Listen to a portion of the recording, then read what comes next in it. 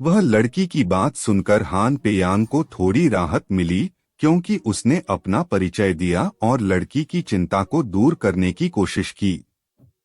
हान पेयांग ने लड़की को अपनी ओर बुलाया और कहा कि वह दूध की चाय लेकर आया है, जिसे सुनकर लड़की के चेहरे पर एक मुस्कुराहट आ गई। लेकिन तभी उसने लड़की से पूछा कि क्या वह अंग्रेजी बोल सकती है, जिस पर लड़की ने नकारात्मक जवाब दिया। हान पेयांग को यह जानकर चिंता हुई कि लड़की को दिल की बीमारी है और उसने अपनी दवा साथ नहीं लाई है, इसलिए उसने लड़की को बताया कि अस्पताल वहां है, जहां वह अपना इलाज करा सकती है। वह लड़का बोला कि उसे चक्कर आ रहा है और दस्त हो रहा है, लेकिन सीने में और प्लूरा में जो दर्द हुआ था वह केवल 3 मिनट तक ही रहा। हान पेयांग ने अपने साथी से कहा कि कृपया उस लड़के से पूछें कि क्या उसे कोई हृदय या फेफड़ों से संबंधित असुविधा है। तभी उसने कहा, आओ मैं तुम्हारा तापमान चेक करूं। सामान्य तापमान 36 डिग्री है। मैं तुम्हारी जांच करूंगा। तुम्हारे अनुसार कोई समस्या नहीं है। फिर यह कैसे हो सकता है? मुझे लगता है कि मेरे शरीर में कहीं कुछ है, लेकिन यह इतना नजदीक नहीं है और न ही यह बहुत मजाकिया है। ठीक है, हम यह करेंगे। मैं इसे ऑनलाइन बेच दूंगा। धन्यवाद साथी, तुमने समय पर डिलीवरी की और तुमने हमें अनुवाद में भी मदद की। उसे थोड़ी देर आराम करने की जरूरत है और वह ठीक हो जाएगी। कोई समस्या नहीं है साथी।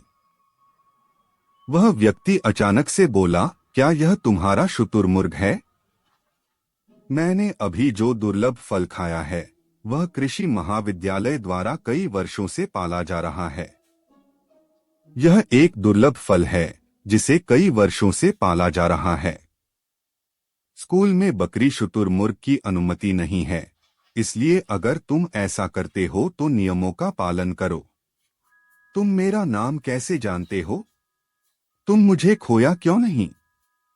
नहीं, यह सच है। हम पूरे दिन तुम्हारी दूध की चाय का इंतजार कर रहे हैं। अब तो शाम हो गई है और मैं पूरे दिन व्यस्त रहा।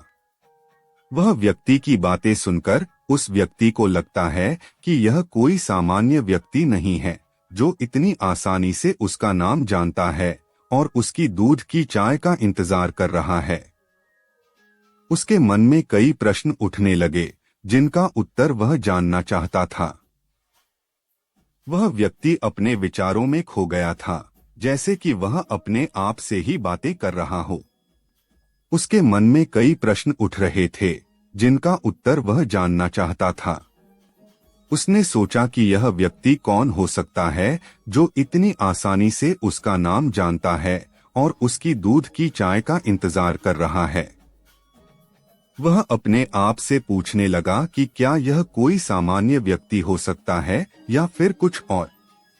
उसके मन में एक अजीब सी शंका उठने लगी थी कि यह व्यक्ति उसके जीवन में क्या बदलाव ला सकता है।